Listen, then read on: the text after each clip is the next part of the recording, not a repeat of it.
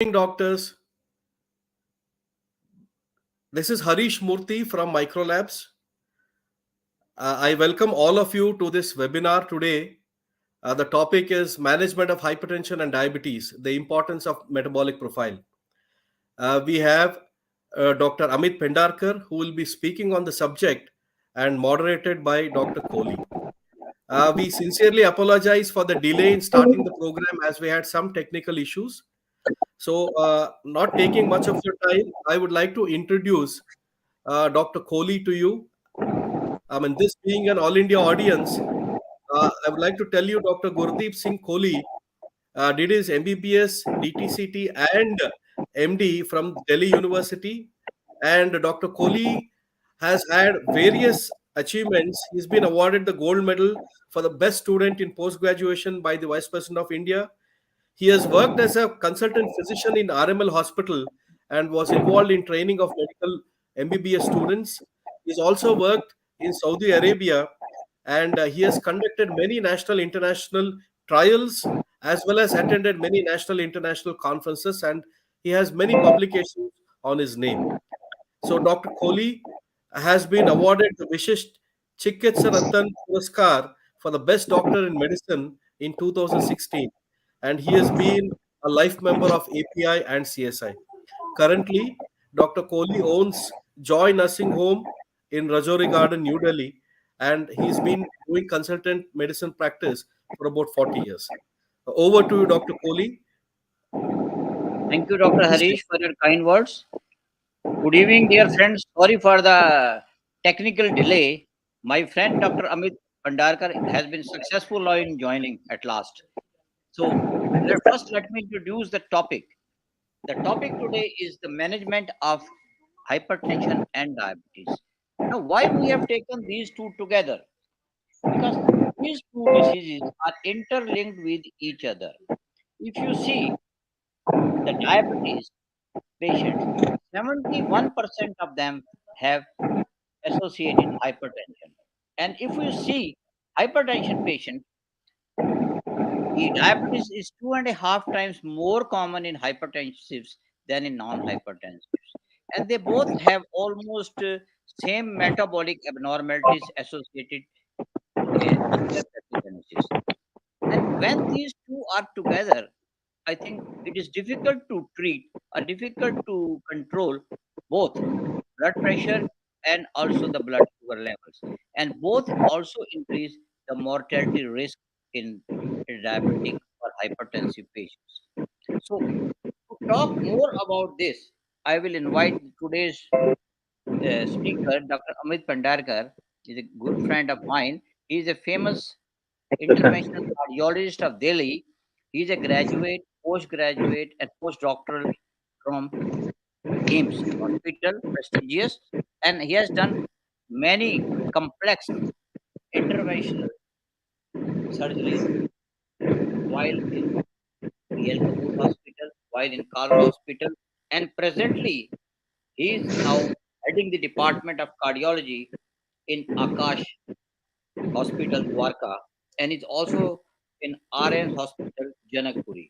So, without much delay, I invite Dr. Pendharkar how to proceed when we have a patient who is having both hypertension and diabetes at our hands. Dr. Pendharkar, please. Thank you, sir. Thank you, sir. First of all, I would like to apologize for the delay. The delay was entirely from my side. I was not able to log in. There was some issues with my computer. So finally, I had to log in from my mobile. So I think let's start since due to the paucity of time, I would like to quickly summarize the today's talk. As Kohli sir has very excellent talked about very common, they go hand in hand. Hypertension and diabetes. There's significant overlap of hypertension and diabetes, and if you look at the pathophysiology, there's a similar pathophysiology also. If you look at if the metabolic syndrome, hypertension, diabetes, obesity, there's a lot of overlap. A lot of patients who have hypertensive, they'll end up with or diabetes, or who are diabetic will have an associated hypertension. Actually, it's very rare to find a diabetes without hypertension, although hypertensive without diabetics we'll see more, but a diabetic who does not have hypertension is not a common sight. And there's a lot of overlap between the and if you look at the pathophysiology, next slide. I won't be going into the detail. Everyone is aware of the what is the definition of hypertension. Earlier we had different stage 1, 2, 3, but now it has been more summarized. It's only 2 stages. One is obviously definitely normal pre-hypertension, but stage 1 and stage 2. Next slide. Pathophysiology, I will be talking a lot about the pathophysiology later. So basically what happens whenever there is an insulin resistance. So if you're most common, especially the subset what we see in our country is the obesity, metabolic syndrome, there's insulin resistance. So what does it cause? There is a sympathetic nervous system activation also. So all of these factors, they result in sodium increase. For sodium stores, there's a vasoactive, the tone increases. So a lot of the peripheral resistance increases, vascular resistance increases, which is responsible for the hypertension. So what are factors are there? Next slide. Sir has already talked about diabetes in India. That's a very common. It's the diabetes capital of the world. And a lot of patients have, and not only diabetes, it's the impaired glucose tolerance, which we know that the pathophysiological changes of diabetes, they actually start from the stage of impaired glucose tolerance. Next slide. So that is also common in our country. And if you look at the natural history of diabetes, as the time passes, so all of us know that before the onset of diabetes, so actually by definition, we know that diabetes is not only a deficiency of insulin. It's what we can say is initial stages, there's insulin resistance. If there's an insulin resistance due to which there's a hyperinsulinemia, due to hyperinsulinemia, gradually over a period of time, there are other harmful effects on the body. Then over a period of time, due to this thing, it becomes there's a relative insulin deficiency. Why? Because of the insulin resistance. Insulin is not able to act on the body, especially the muscles. The uptake of the glucose is impaired, and what we get is an hyperglycemia. And this is associated with an increased peripheral vascular resistance also. Next slide. And as mentioned by Sir, that diabetes and hypertension often occur concomitantly, and it's not. And the problem and the reason why we are discussing this, it's not additive, it is multiplied. It gets multiplied. The harmful effects of both the conditions gets multiplied. Next slide. And if you look at the hypertension is one disease that although a lot of people, we say that diabetes is bad condition, hypertension, especially in our country, hypertension is not that recognized. But if you look at the population attributable risk, the maximum one factor which is responsible for the maximum mortality, that is hypertension. Actually, it's more than diabetes, because hypertension, we know it can be associated with a stroke also. So hypertension is one poorly recognized risk factor in our country. Diabetes, people are aware of it, but hypertension is under appreciated. So, and so different studies have shown that hypertension has more likely hypertensives are more likely to develop diabetes, and diabetics are more likely to develop hypertension. Next slide.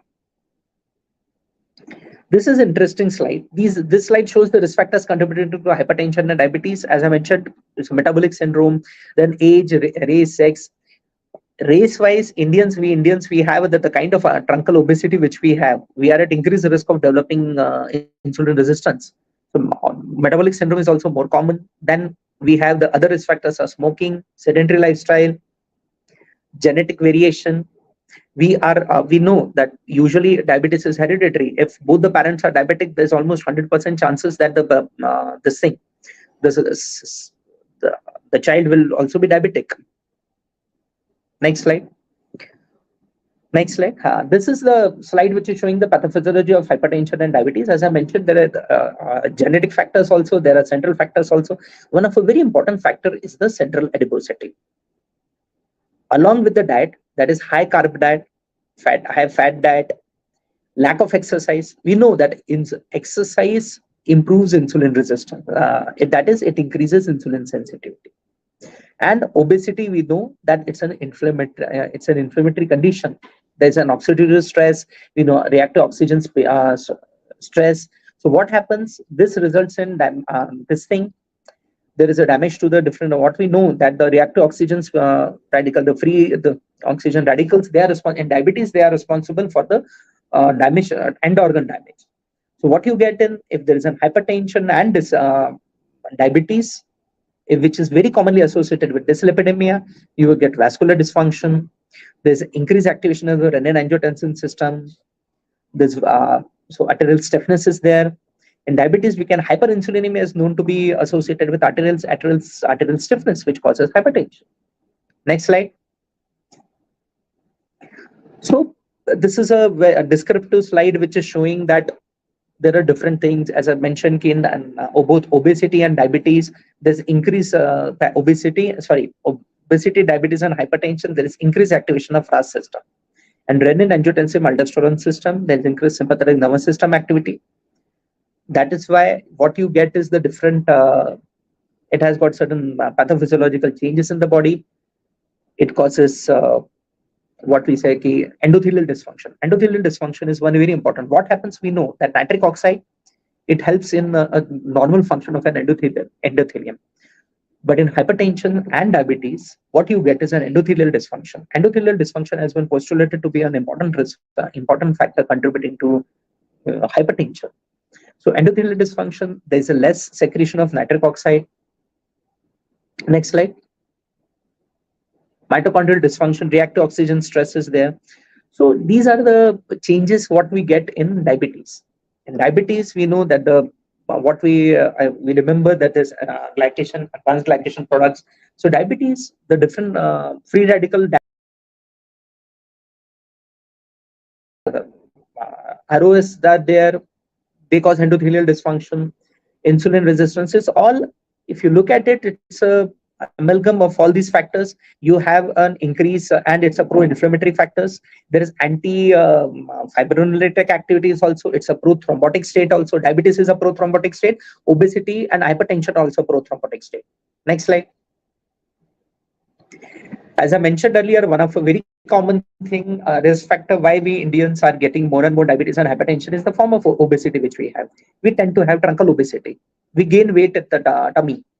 So this obesity is bad, and it has been seen that the more the fat we have in the abdomen, the more chances that there will be. It causes inflammation. This causes inflammation. It causes insulin resistance. It causes arterial what we call as endothelial dysfunction. Hypertension develops. Next slide. And both the complications, if you look at it, we have microvascular and macrovascular complications. All of us know that in microvascular complications, we have retinopathy, nephropathy, and neuropathy. And in macrovascular complications, we have CVA, cardiovascular disease, and the peripheral vascular disease. Especially this combination, diabetes and hypertension. And if associated smoking is there, the probability of peripheral vascular disease is quite high. And not only peripheral vascular disease, for the other risk factors also, combination smoking accentuates aggravates the problem of diabetes and hypertension. Next slide. Next slide. I have already mentioned this vascular inflammation. There is increased smooth muscle cell activity in diabetes. So there's a vascular fibrosis also. Atherosclerosis is promoted. Both hypertension and diabetes, they are associated with atherosclerosis. And this results in an increased ASCVD, what is atherosclerotic cerebrovascular disease. And the common risk factors are genetic predisposition, insulin resistance, dyslipidemia, obesity. Next slide. And as mentioned, that there is an increased activation of the RAS. So what does RAS do? It causes fluid retention. And we know one of the major complications of diabetes and hypertension is kidney disease. And in diabetic kidney disease, we know that it's the differences we have in hyperfiltration. So diabetes is basically a hyperfiltration in the kidney. Glomerular hyperfiltration is there, and ultimately it leads to renal damage. And if you have a diabetes or hypertension, the possibility of having nephropathy is higher. It starts with the microalbuminuria, then it progresses to macroalbuminuria, and finally to frank kidney disease. So this is next slide. This shows the recommendations for the metabolic and non-metabolic targets. Good target is that fasting triglyceride should be less than 150, especially in obesity and especially in our high carb diet, and we have a lot of ingestion of fried food also. The high triglycerides is a very common problem in our country. Then The HDL should be more than 45 in men and more than 55 in women. Low HDL also due to our diet and general lack of exercise amongst the population and genetically also is responsible for low HDL in our population. LDL, it is recommended it should be less than 100. But although if there is a diabetes, and in most of the diabetics, they come into the high risk category. So the Lipid Association of India has given a different guidelines that if it's a high risk, very high risk. So, but usually what we say that it should be less than 70, because most of the diabetics who have a hypertension will be having other associated features also. There will be a higher risk of ASCVD, should be less than 70. A point to be noted is diabetes is associated with small dense LDL. Although the LDL level may be normal or slightly normal or slightly elevated, but if it is small dense LDL, the LDL particles will be more. So unfortunately, we don't have the easily available assay for assessing the LDL particles. But diabetes is, since we know that it's associated with a small dense LDL. So even at a normal LDL level in diabetics, the probability of having heart disease, that is atherosclerosis, is more. Regarding the body mass index, obesity is a major factor which is seen in both the diabetics and hypertensives. This should be controlled. The blood pressure should also be controlled. We have to keep it at 130/80, especially if there is especially if the person is at high risk of atherosclerotic cerebrovascular disease. Next slide. A very important thing is the miscuffing. Although we may think that it's not, these are the basics of hypertension, but there are certain things which we have to remember. That a regular cuff, one size will not fit all. If we use a regular cuff, it is good for a person whose arm circumference is 28 centimeters or less. But if you use the regular cuff for a person whose arm centimeters is more, so what it is happen, it is going to overestimate. It is going to overestimate the blood pressure. If it is more than 42 centimeters, it may even overestimate the systolic blood pressure by about 16 to 17 mm mercury and diastolic by 10 to 11 mercury.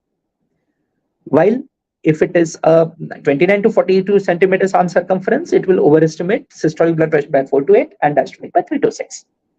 And what will happen if you have a large cuff? Because sometimes we get a thin-built people. If you have a large cuff for thin-built people, so what it is going to do, it will underestimate the blood pressure. So a large cuff will be best for a 29 to 42 centimeter circumference. Or for lesser this thing, it is going to underestimate. And for the larger circumference, it will overestimate. While if you take the thigh cuff, unfortunately, a lot of us do not have thigh cuff available in our clinics. But if you use thigh cuff, it is either for thigh or arm circumference 43 centimeters or more. But for all other smaller circumferences, it is going to underestimate the blood pressure. Next slide. Another thing is how to take blood pressure. Most of us are measuring sitting blood pressure. But there is slight difference in the supine and the sitting blood pressure. But usually we prefer sitting blood pressure because of two reasons. First is more practical, and another thing is we are not lying down most of the time. So sitting blood pressure is it's more representative. Another factor is if there is an unsupported back. In many clinics we have stools. So if there's an unsupported back where the blood pressure is measured, it will increase the blood pressure about 5 to 15 mm mercury. Another thing is the cuff should be at the level of the right atrium. So if it is at the lower, due to as the gravity is higher, it will increase, and it may increase by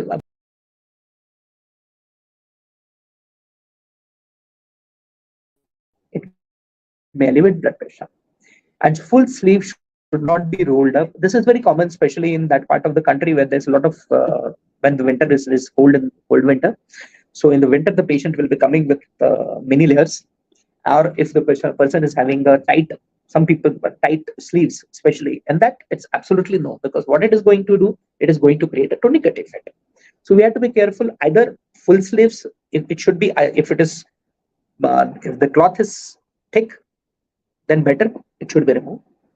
Sleeve should not be rolled down. Next slide. An important concept which earlier, initially, these two concepts were not there: arterial blood pressure monitoring, ambulatory blood pressure monitoring, and home blood pressure monitoring.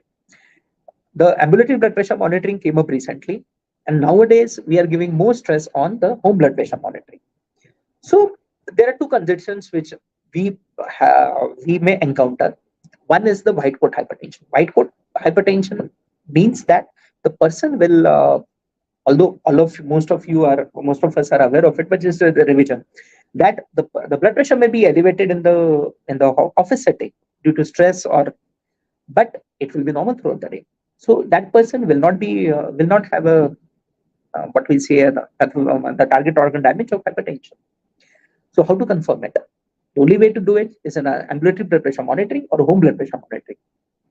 If it is high and we are suspecting it, so generally what we do, and it's my practice that at single reading, whenever I come across a patient whose blood pressure is high, first thing I do it, what is the blood pressure? Are you checking blood pressure at home? And if yes, what is the blood pressure? If they say that the blood pressure is okay, but we are getting only a high reading, but we should be 100% sure that they are checking it religiously. So if it is high, go for an ambulatory blood pressure monitoring or home blood pressure monitoring. And if it is consistently, and if it shows that the blood pressure is high, then we should treat it as a hypertension. Otherwise, we treat it as a white coat hypertension. And in masked hypertension, what we do is the blood pressure is okay, but we are suspecting that the patient may be having the masked hypertension. For this thing also, go for a ambulatory blood pressure monitoring or home blood pressure monitoring. Nowadays, we are giving more stress on the home blood pressure monitoring, but it has to be done cautiously. Next slide.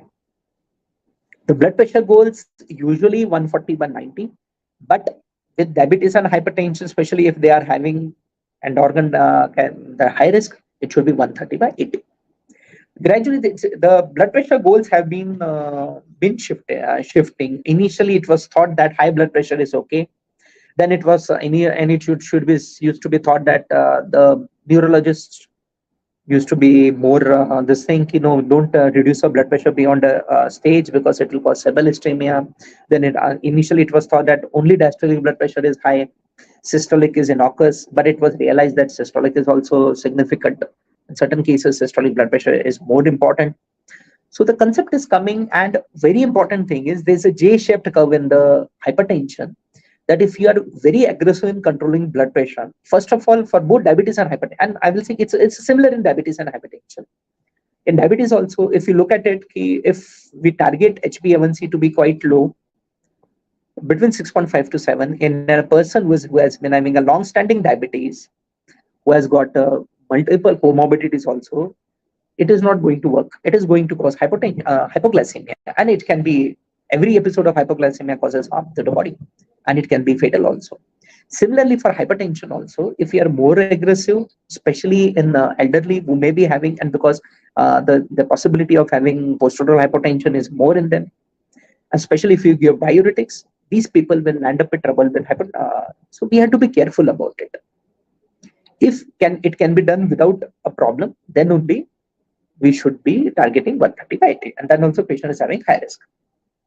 Drug therapy, if the drug therapy, the standard, next slide. This is a next slide. Next slide. This is important. Initially, we used to give the two things. First is which drug to give. Initially, it was thought give any drug as long as blood pressure is controlled, it is fine. Then it was realized that certain drugs are better than other drugs. So the current concept, by current I mean it's a quite a lot of significant time has passed. This concept has come that our choice should be ACE inhibitors or ARBs plus calcium channel blockers or diuretic. This should be the first choice. First choice should be, usually we give ARBs or ACE inhibitors plus calcium channel blockers. And if the blood pressure is not getting control, then we add a diuretic, or even we can give ARBs or ACE inhibitors plus diuretic. So it depends. Usually, most of the patients will require single drug, because the concept similar to diabetes is now is, instead of going up to reaching a maximum dose of a drug and having side effects of that drug, better is to add another drug before going for a high dose of any drug. The benefit is drugs have a different mechanism of action. So the addition will be synergistic action. Second thing is the side effects are less. More the dose, more the side effects. So this is the concept. And if you think that patient's blood pressure is still high, then we can add the third drug also. And if in spite of that, the blood pressure after adding 3 drugs, the blood pressure is still high, then we can add mineralocorticoid receptor antagonist also. For resistant hypertension, mineralocorticoid receptor antagonists are very good, and they're the recommended. What is the role of the other antihypertensives such as beta blockers? They are to be used if there is associated other compelling indications, such as if there is atrial fibrillation, if there is a coronary artery disease, angina, post myocardial infarction with LV dysfunction, then we should use beta blockers. Next. What about the diuretics? Diuretics have a synergistic action, especially when we combine them with ACE inhibitors and ARBs. So they can be used. ACE inhibitors or ARBs are the first line. All of us are using ACE inhibitors and ARBs. Plus, along with plus minus other diuretics we use usually, but in summer, especially using diuretics can be problematic, especially in our climate. But the other combination is, which is very frequently used, is ACE inhibitors or ARBs plus calcium channel blockers. And beta blockers, as I mentioned, are to be used when there is associated compelling indication. Single pill combinations, nowadays multiple single pill combinations are available. Either we have ACE inhibitors or ARBs plus calcium channel blocker. Usually most of the combinations are with ARBs. ARBs plus calcium channel blockers, ARBs plus diuretics. In diuretics, either we have hydrochlorothiazide or chlorothalidone. So these are different combinations which are available. The different studies are there, and single pill combination. There can be, what about the interaction with the variant? Next slide. Next slide. Next slide. Next slide. What about the interaction with the diabetes medication? And interestingly, we know that hyperinsulinemia, as I mentioned earlier, it promotes hypertension. How? It causes vasoconstriction. Hyperinsulinemia is associated with fluid retention, vasoconstriction, and hypertension. And what is the role of insulin? Insulin can promote vasodilatation. But if you look at it, insulin per se is not associated with any. They did in the trials, they have seen that insulin per se is not associated with any significant difference in the hypertension. Three classes of drugs which are very commonly, which especially recently they have come up. One is the SGLT2 inhibitors and GLP-1 receptor agonists. SGLT2 receptors agonists, SGLT2 receptor inhibitors, we know that they have a mild diuretic action, so they will reduce the blood pressure. And their blood pressure will be reduction by 3 to 6 mm mercury in systolic blood pressure and 1 to 2 mm mercury in diastolic blood pressure. Another class is the GLP-1 receptor agonists. They are also associated with systolic and diastolic blood pressure, but both these, they cause hardly 2, 3 or 1 2 millimeter of mercury. But definitely they have a beneficial effect on hypertension. Another question is, what is the interaction of antihypertensive on diabetes? We know that beta blockers and diuretics, and especially if you use in high doses, they are associated with metabolic changes. They can cause more development of diabetes or progression from pre-diabetes to diabetes. So we have to be careful with beta blockers and diuretics. SGLT2 inhibitors, all of us. Next slide. We know that SGLT2 inhibitors not only reduce blood sugar, but they have other pleiotropic benefits also. They have been clearly, consistently shown to reduce damage to class effect of reducing damage to the kidneys and reducing hospitalization with heart failure. Next slide. Few words about non-pharmacological therapy. Weight loss, healthy diet, what we called as a dietary approach to stop hypertension. Then reduce intake of dietary potassium. But a word of caution, especially in diabetics who are prone to have hyporenemic hypolesteronism, use of high potassium diet along with ACE inhibitors or ARBs can result in hyperkalemia. So you have to be careful about it. Physical activity, one thing, calorie restriction and physical activity are one thing which have been clearly shown, which help in reducing in the regression of pre-hypertension to normotensive or hypertensive to normotensive, along with that, along with the and along also in diabetes to pre-diabetes or even to non-diabetes. So these are their role is very important. Reduction of the salt intake is also very important. We Indians have a tendency to take a lot of salt, so it should be reduced. Moderation in alcohol intake. Alcohol increases blood pressure. If you take it in large quantities, it's going to increase the blood pressure. It should be restricted to 1 to 2 drinks when men, or less than 1 drinks in women. But if you look at the effect of the effect is not much of these is few. So we cannot expect means if you look at the maximum effect, it's about the healthy diet, but 10 to 11, that is also maximum in hypertension, healthy diet. We can't expect either the patient will be, as I mentioned, the regression will be seen in early stages. And then advanced stages, we are not going to see the regression. So I have already mentioned, next slide, about the ADA approach of achieving blood pressure goal, ACE inhibitors or ARBs plus calcium channel blockers. Next slide.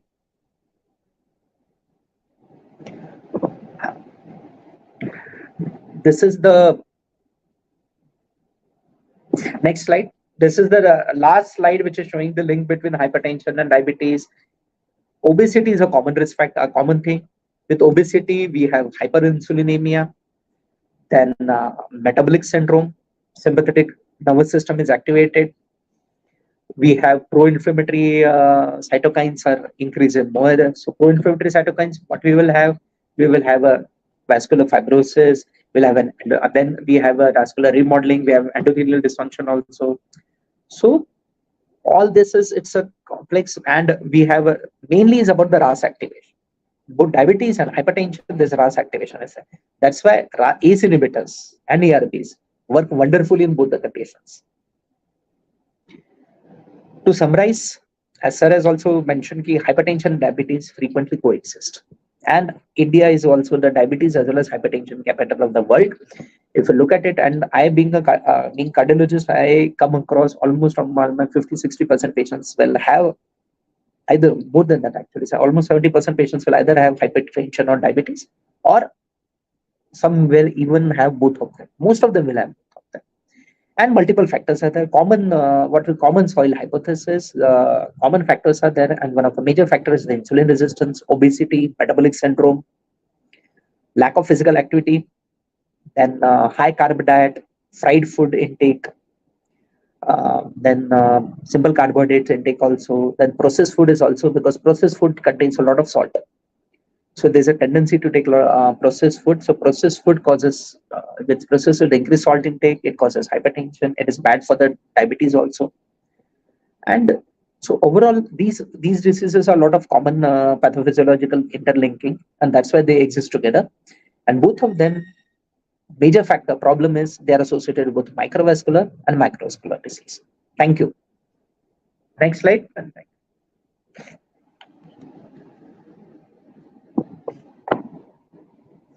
you very much, Dr. Pendharkar, for an exhaustive talk on the subject.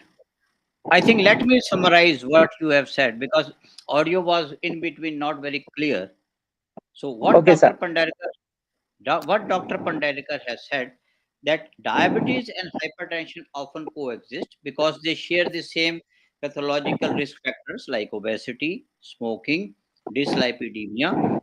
All these are common in both diabetes and hypertension, and both are have a very high prevalence in our country. Coming to, let's take them one by one. Coming to diabetic problem in India, we have a recent study done by Dr. V. Mohan in Chennai.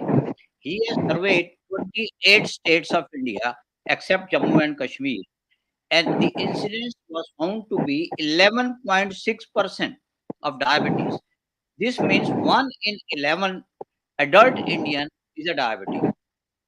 And apart from this, 50% of the diabetes are undiagnosed. And there is a very high percentage of pre-diabetes, which are waiting to become diabetes. It is around 40% or so.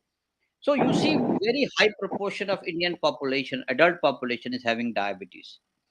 So the idea is to treat them, and treat them early. This is very important. because UK PDS trial has shown that if we achieve the HbA1c target, which we have kept in India below 7%, then it should be done before 1 year of diagnosis. If we delay achieving the target after 1 year, then the micro and macrovascular complications have set in. This is one thing. Coming on to the treatment of hypertension. Now the choice of therapy in diabetes depends on the profile of the patient. If the patient is having other risk factors, for example, is having atherosclerotic heart disease, or even if he has got risk factors for heart disease, and what are they? They are age over 55, patient is a smoker, patient is a hypertensive. So hypertension becomes increased risk factor for atherosclerotic heart disease, although patient may not be an established heart disease patient. And so in both of them, you should select a drug which offers cardiovascular benefits, and these are usually GLP-1 analog and SGLT2 inhibitors after metformin. Similarly, if there is a renal involvement, CKD with diabetes, you again can give SGLT2 inhibitors. Now, coming on to the treatment of hypertension. Hypertension, as I told you, 71% of diabetes have hypertension, and we have to treat them. Now, question is when we should treat them. The threshold of starting pharmacotherapy, as in diabetes, the initial treatment is lifestyle modification, decrease the salt intake, physical exercise, because these are common to both the diseases. And when should you intervene with the drug therapy? Now, there are two opinions. The American guidelines say that after 130 by 80 blood pressure, you should start the treatment, pharmacotherapy. But the European guidelines say you start the therapy after 140 by 90. So between 130 to 139 and 80 to 89, you just resort to lifestyle modification. But whatever threshold you decide, the target blood pressure remains the same. That is, it should be 130, 80 or below in both the guidelines, American as well as the European guidelines. Now, how to reach this level? Again, Dr. Pendharkar has clearly said the first line treatment are ACE inhibitors, ARBs, calcium channel blockers, and diuretics. And they can be either used alone or in various combinations. You can use two of them, you can use all three of them. Idea is to bring the blood pressure to 130 by 80. Now, when we start, when should we give a combination?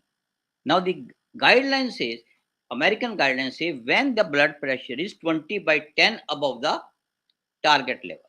So you start straight away with a combination of two drugs. Now, regarding the diuretic therapy, it is better to give thiazide like diuretics, like indapamide and chlorthalidone, rather than hydrochlorothiazide, because chances of developing diabetes are less, new diabetes, and chances of electrolyte imbalance are also less with these two types of diuretics. Now, then he said a few words about the masked hypertension and the white collar hypertensions. Only way to diagnose, as he has said, is by ambulatory BP monitoring. And if it comes out that this patient is hypertensive, you have to give pharmacotherapy. Now, in all this pharmacotherapy we have been talking about, don't forget the importance of lifestyle modifications, that is the diet, exercise, weight reduction. These are important in both these diseases. And we should first ask the patient to do all this and then start the pharmacotherapy, as I have told you. And if the patient is having both diabetes and hypertension, Dr. Pendharkar has said that yes, these RAS drugs acting on RAS have also beneficial effect on diabetes.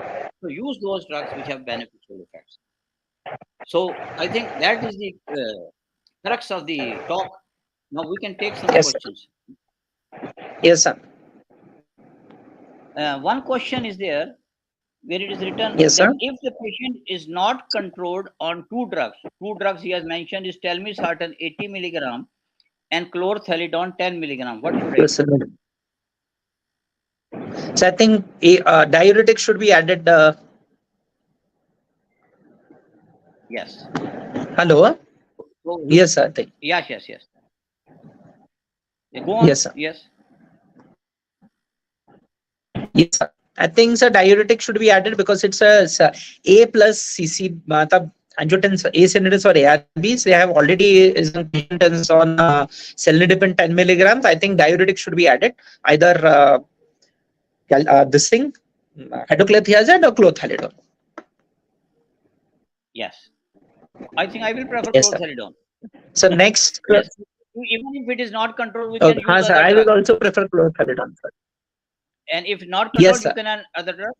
Yes, sir. And in case of resistant hypertension, we can give aldosterone antagonist like spironolactone. Mm.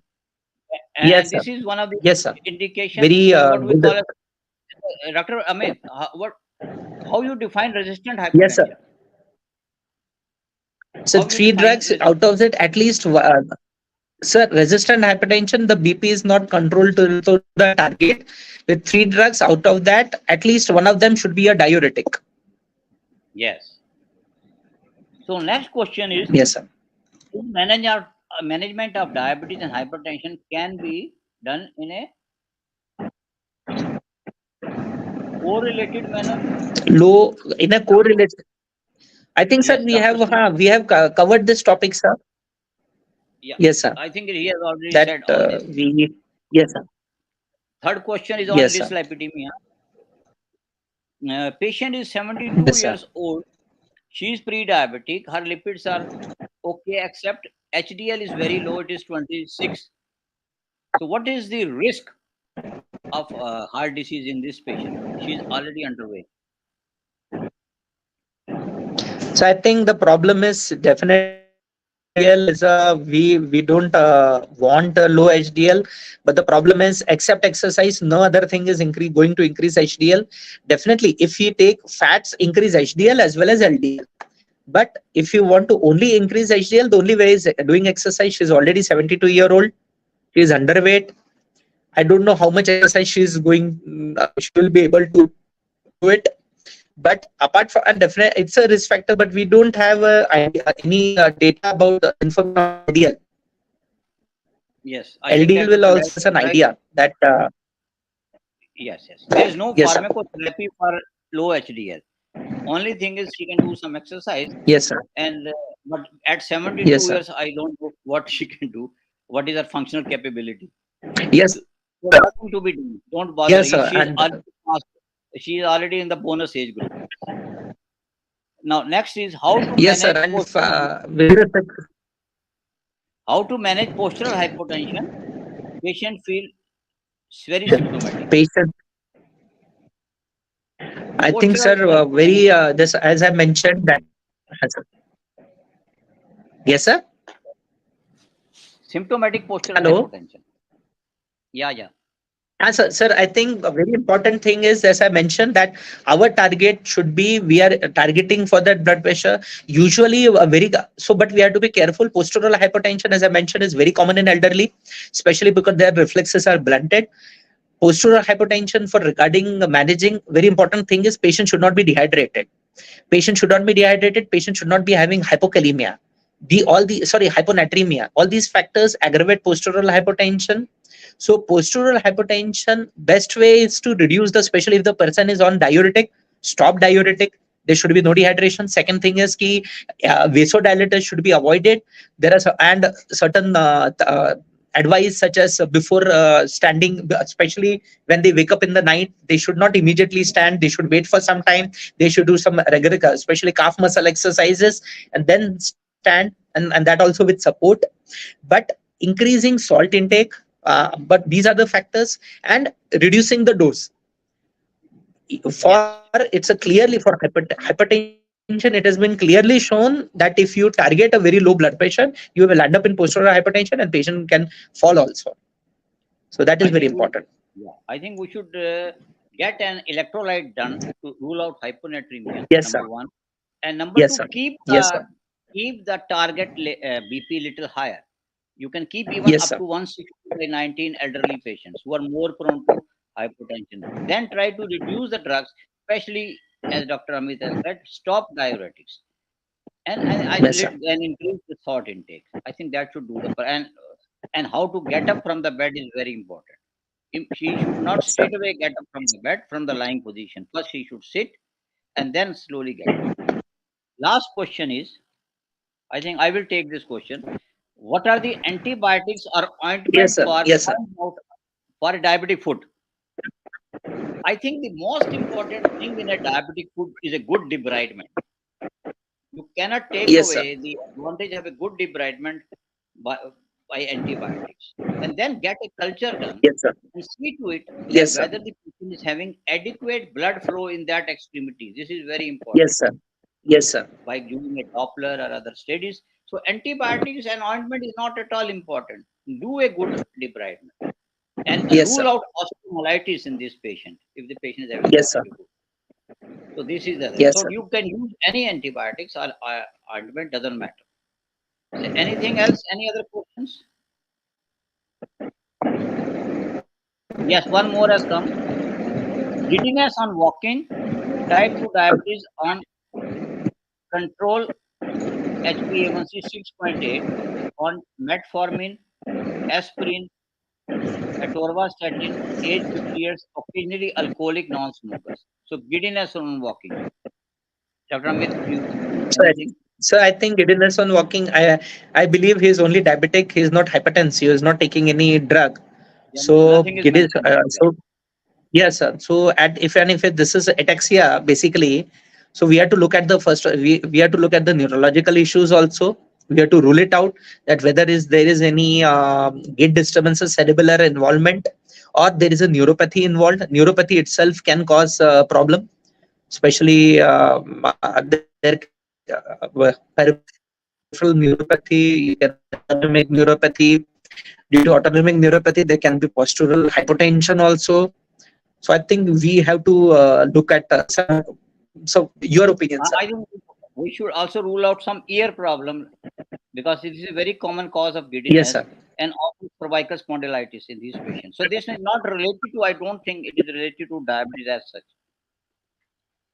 Yeah, great, sir. So one more question has come. I can't actually read it. Sir, age is 38 years, diabetic, LDL. I think we want to say LDL 150 milligram LDL 150 percent. milligram. Metformin and glimepiride. He's on Yes, metformin and glimepiride. But whether it is controlled or not, it is yes, not sir. written. So this Yes, means sir. And LDL. Yes, target the LDL. Yes, please, yes, sir. Dr. Amit. Yeah, any Sir, I advice? think he should be on. His age is 38. He should be on statins. Diabetic, young diabetic. So the duration of duration he will be exposed to diabetes is going to be long. So we have to be aggressive. We have to keep at least if he has a risk factor for if he's hypertensive, if he has a risk factor for a family history of also, so we should keep it at less than 70. And another thing Yes. is glimepiride. I don't think at for 38 years glimepiride is a good choice. We should go for either SGLT2 inhibitors or DP4. And specifically, I will prefer an SGLT2 inhibitor. And we should try to preserve his beta cells by not giving sulfonylureas. Yes, What is you your are opinion, right. sir? I think at 38 years we should have resort to intensive treatment. So reach the HbA1c target Yes, early sir. and take care of the other associated risk factors like dyslipidemia. And if he's a smoker, stop smoking. Ask him to take Yes, sir. at least 45 minutes walk per day. So I think Yes, sir. he is a candidate for that. Lifestyle modification plus statins along with Yes, sir. anti-diabetes. And as you told, it is not a glimepiride is not a good drug for this age. Yes, sir.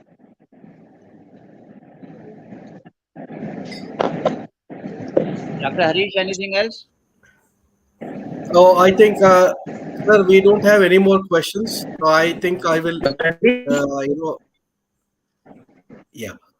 So thank you, Dr. again, Pendharkar.